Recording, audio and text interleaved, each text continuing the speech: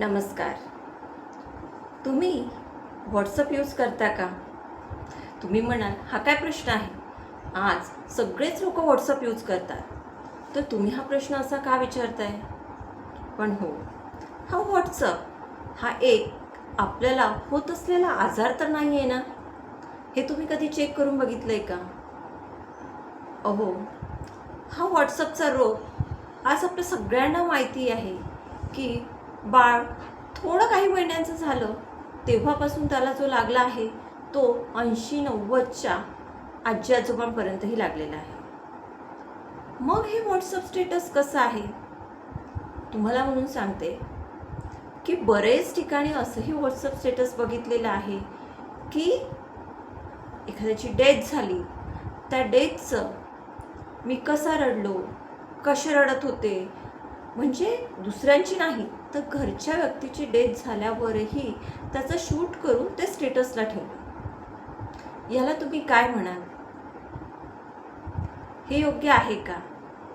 दिवस उगवला की प्रत्येक जण त्या स्टेटसवर, प्रत्येक जण मी म्हणणार नाही पण मॅक्झिमम लोक गुड मॉर्निंग सकाळ झाली की, गुड नाईट संध्याकाळी झाली की, मग बरेचदा हे गुड मॉर्निंग गुड नाईट या मॅसेजेसचं प्रमाण इतकं वाढतं की त्या मॅसेजेसच्या मध्ये एखाद्याचा महत्त्वपूर्ण मॅसेज आला तर तो लोकांचा मिस होतो.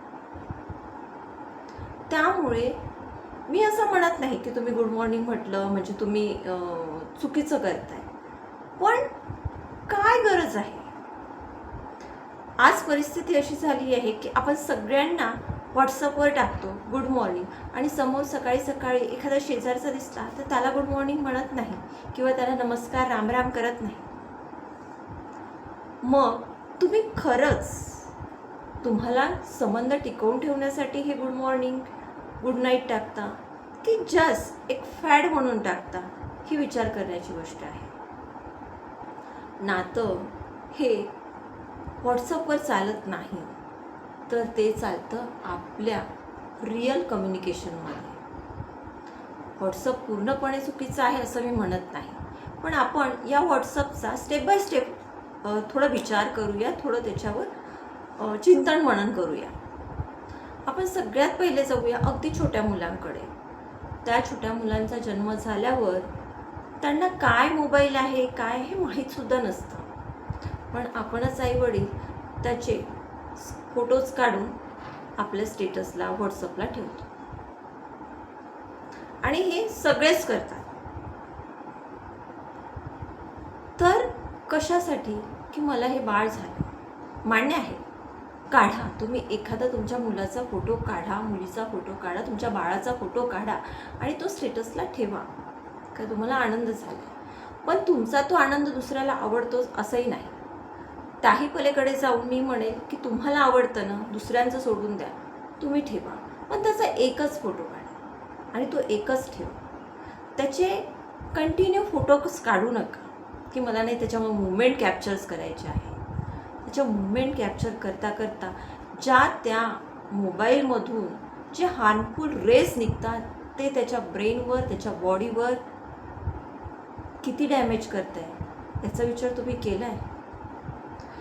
त्याच्या ज्या काही मुवमेंट्स आहे त्या तुम्ही फील करा, तर तुम्ही स्वतः एन्जॉय करा. त्या मोबाईलमध्ये कॅप्चर करून दुसऱ्यांना दाखवण्यात कसला आनंद आहे?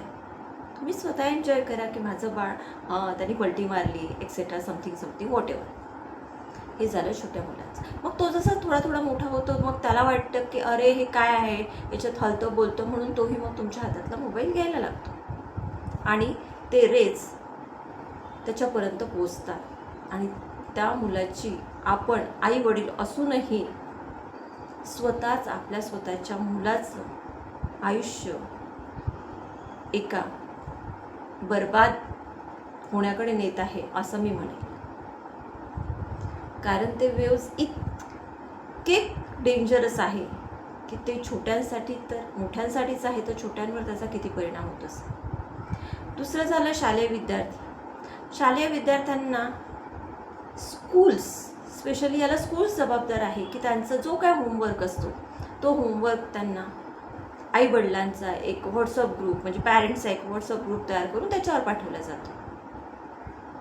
त्याही पलीकडे त्यांच्या शीट्ससुद्धा त्याच्यावर पाठवल्या जातात आणि त्यावर जर काही झालंच तर त्या शीट्सच्या तुमच्या मुलांना जर प्रॉब्लेम होत असेल तर त्या शीट्सच्या तुम्ही झेरॉक्स काढा आणि तुमच्या मुलांना द्या. अहो, आधीही स्कूल होतं, आपण ज्या वेळेस होतो त्यावेळेस आपल्यालाही होमवर्क होता, मग तीच पद्धत तुम्ही का वापरत नाही? जर तुम्ही स्कूल्समध्ये नो स्क्रीन, मुलांनी स्क्रीन बघू नये हे तुम्हाला माहिती आहे, एक शिक्षक, एक संस्थाचालक, एक एज्युकेशन डिपार्टमेंट, तर मग तुम्ही का म्हणून तुमच्या टच स्क्रीनवर शिकवता? का म्हणून तुम्ही तुमचं होमवर्क आपल्या मोबाईलवर पाठवता? हे कुठंतरी थांबणं गरजेचं आहे. त्यानंतर जाऊया आपण, मग त्याचंही स्टेटस असतं की माझ्या मुलांनी हे कंप्लीट केलं, की माझ्या मुलाचा हा होमवर्क डन, त्याचंसुद्धा स्टेटस ठेवलं जातं. काय गरज आहे? तुमच्या मुलाचा होमवर्क झाला आहे ना, होऊ देत ना. तर स्टेटसला काय ठेवायचं आहे किंवा त्या ग्रुपला काय टाकायचं आहे? सांगितलं आहे का? नाही ना. देन आपण जाऊया थोड्या मोठ्या मुलांकडे. त्यांचं मग चालतं की हां, ते काय आहे काय नाही. ज्यावेळेस ते टीनेजमध्ये होतात तर त्यांच्यात काही हार्मोनल चेंजेस होतात आणि मग त्यांचे फ्रेंडशिप होते, त्या फ्रेंडशिपमध्ये काही ब्रेकअप होतात. मग त्यावर ते बसून एकमेकांशी बोलून ती भांडणं हे नाही, तर ते चॅटिंग थ्रू, व्हॉट्सअप थ्रू, वेगवेगळ्या स्टोरीज सांगून वगैरे वगैरे करून ती भांडणं वाढवतात किंवा मिटवतात.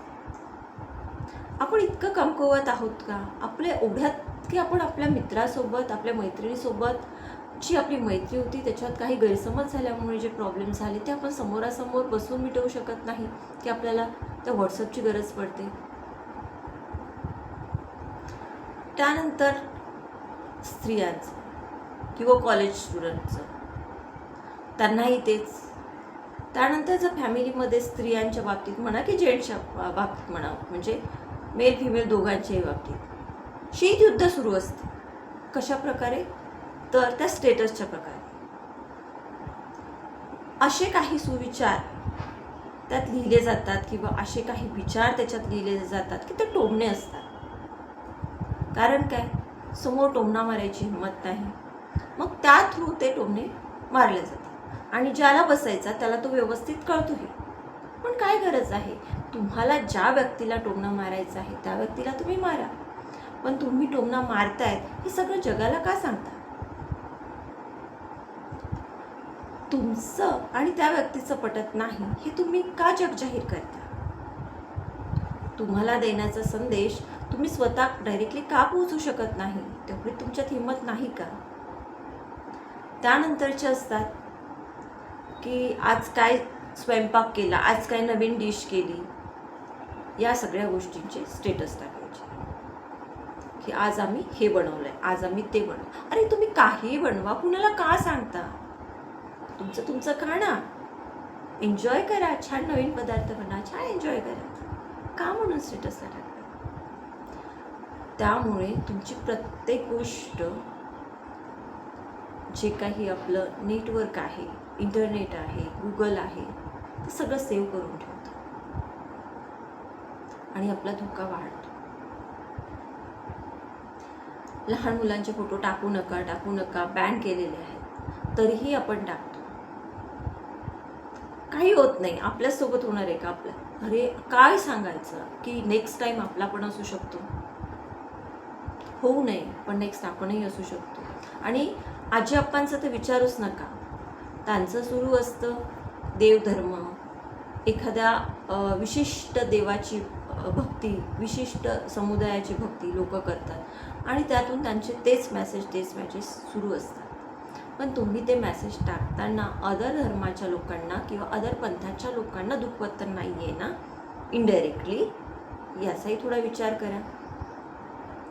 त्यानंतर वृद्ध आजी आप्पांचं आणखी एक असतं की हे असं दुखलं तर हा इलाज करा, ते असं दुखलं तर तो इलाज करा, आणि या सगळ्या इलाजामध्ये त्यांच्यासमोर कितीही मोठा डॉक्टर आणला तर तुम्ही फेल ठरता आणि ते आपले उपाय करून बघत असतात की कुणीतरी सांगितलं नाही, ते असं असं स्टेटस आलं होतं, असा असा तो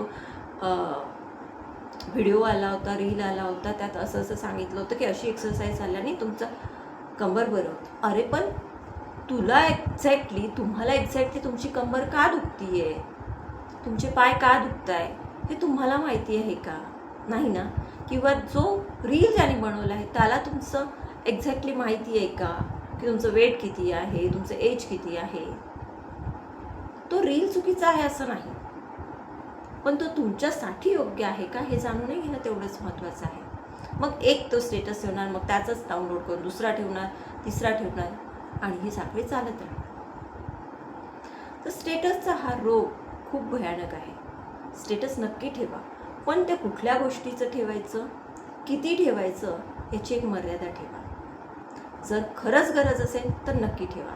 एखादी खरंच आनंददायी गोष्ट असते की एखाद्या मुलाला खूप छान मार्क्स मिळाले, एखाद्या व्यक्तीची खूप चांगल्या ठिकाणी नेमणूक झाली, एखाद्याने चांगलं यश केलं, किंवा एखादी निधन वार्ता, किंवा मिसिंग कंप्लेंट्स, किंवा एखाद्या गोष्टीचा पब्लिसिटी म्हणून एखाद्याचं शॉप ओपन होत आहे, त्याला त्याची ॲडव्हर्टिजमेंट करायची आहे, इट्स ओके. पण तुम्ही तुमचे पर्सनल गोष्टीचे स्टेटस किंवा खुन्नस असलेले स्टेटस कृपया करून स्टेटसला ठेवू नका. आता तुम्ही म्हणाल, हे सांगणारे मी कोण? मी प्रांजली, एक प्रोफेशनल सायकोलॉजिकल काउन्सिलर, त्याचप्रमाणे लाईफ कोच. प्रांजल माइंड केअर या यूट्यूब चॅनलवर तुम्ही हा व्हिडिओ बघताय. व्हिडिओ आवडला असेल तर नक्की लाईक करा. आणि हो, व्हिडिओ माझ्या चॅनलवर नवीन असाल तर चॅनलला नक्की सबस्क्राईब करा. तूताच इथेच थांबूया. पुन्हा नक्की भेटूया एका नवीन विषयासोबत. धन्यवाद.